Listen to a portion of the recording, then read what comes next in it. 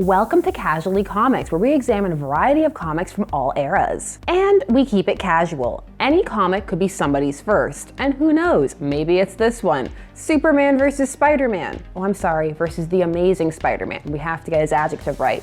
In some books, that might be the nicest thing that anybody says about him. If you think that Spidey could use a break, hit that like button. Poor Spidey. That poor menace, your friendly neighborhood menace. I'm Sasha, and thanks so much for joining me. Now, this comic is actually from way back in 1976, but it could still be somebody's first, and for some older folks out there, it might have been. This is, as you probably gleaned, a crossover comic between the two comic book giants, Marvel and DC. It wasn't the first, though it was the first superhero crossover, and it wouldn't be the last. Even if at the time of this recording, a crossover may seem impossible. So how did this happen, and why Spidey and Supes? Well, the two were extremely popular back in the day, and so David Obst approached Stan Lee of Marvel and Carmine Infantino of DC, and said that the two companies needed to do a team-up film with the two characters. An idea that was thrown out not because people didn't want to cross the streams, but because DC actually already had a big Superman film planned. The film that was actually the beginning of the Christopher Reeve era. And Marvel had its own plans for a bunch of television outings with Spider-Man.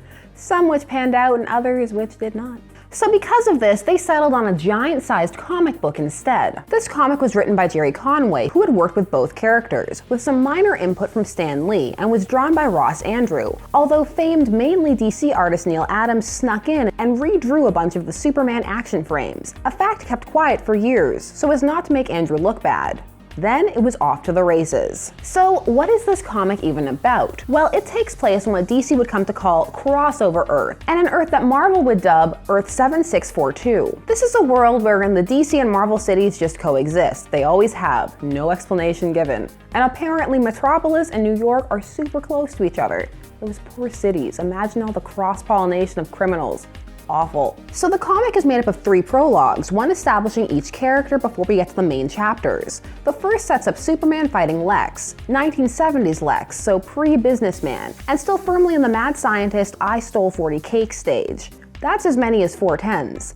And that's terrible. Before Superman catches him, they have time to monologue about how they used to be friends, and Clark still wants that. That's right, Smallville didn't invent these two having a friendship and a history, but it did deepen it. If you read the panels here, it sounds like a large part of the reason these two fell out is because Clark made Lex lose his hair. Lex Luthor, on the other hand, was a criminal since the days of his adolescence. Like Octavius, he too was the victim of an experiment gone wrong, this time indirectly because of his childhood friend, Superboy. As a result of the disaster, Luthor lost all his hair permanently. And the shock of this, coupled with the explosion itself and the loss of a vital experiment to create life, caused Luthor to hate his former pal. But they've highlighted the permanently, it's bolded, so clearly that's what made him turn evil. The hair loss. Not much else. His glorious ginger locks. I too would turn to a life of villainy. But let's be real. Bald Lex is best Lex, except no substitutes. Meanwhile in New York, Peter is lounging hard when Doc Ock begins his crime spree, and Peter defeats him, but fails to get any good pictures, which puts him on the outs with Jameson. But what else is new? The third prologue is where our villains team up in jail, deciding that together they can take out their respective foes. Also, Lex goes full Klingon and has his weapon bits taped to his arm. The two escape, giving the world a glorious panel of Lex riding Otto like a horse. With the groundwork laid, it's time for the Duel of Titans. That's the chapter's titling, not mine. Which sees both our heroes attending a world news conference. Because the Daily Bugle and the Planet are that legit. I don't know exactly what else the Daily Bugle reports except for smearing Spider-Man, but it must be good. Also, in this period in history, Clark is a broadcast announcer, so there's that. I'd watch Clark Kent. But none of that matters. What matters is Peter's sweater. It's glorious and needs to come back in style. Look at the pattern, lovingly drawn in each panel. He also tells off Jameson for treating him badly,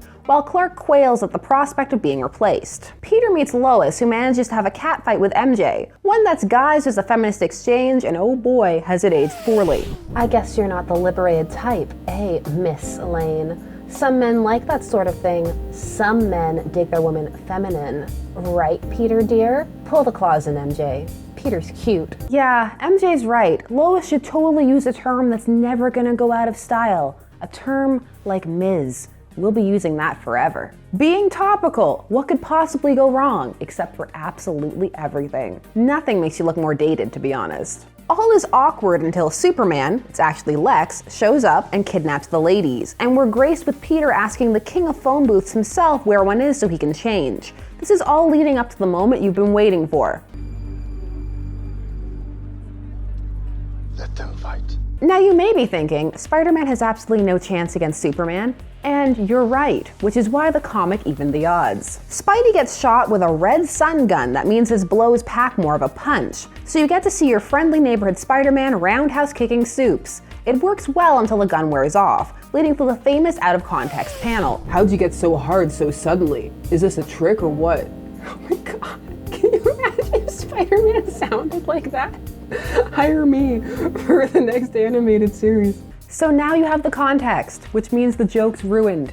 You're welcome. Now we're in chapter 3, the team up portion. They fought, we saw it, now they can team up and get their girls back, and break into the villain's lair to witness the fact that Lex only has one chair, so Otto has to stand. It turns out the villainous duo are actually in Africa. Why? Why not? Actually, why mostly padding? We have to pad. This is giant size after all. So Superman flies the two of them there, Spidey on a pair of web-made air skis. Yes to everything in that sentence. Now it's time for Supes to mingle with the locals. And it's actually not as painful as you may be imagining. In fact, it's more embarrassing for Clark, who starts the whole "we come from the sky" bit, only to have one of the warriors go, "Oh look, Superman." As I just mentioned, the real reason they go here is padding. All of this could be cut. There are a couple of sequences that really could be cut if you needed to trim the fat, but we had to fill those pages. They were gonna fill all of them, and they were gonna put something dynamic there, something interesting, like going to Africa for no reason. This leads us to chapter 4, and the final confrontation, in space, on the Injustice Gang satellite. And they say crime doesn't pay. Here we see Lex's true plan, to hack a satellite and threaten the Earth with lasers. And just look at how happy he is about it. Pure joy. I don't remember the last time I was that happy about anything. Clearly I need to steal more satellites. I could be that happy.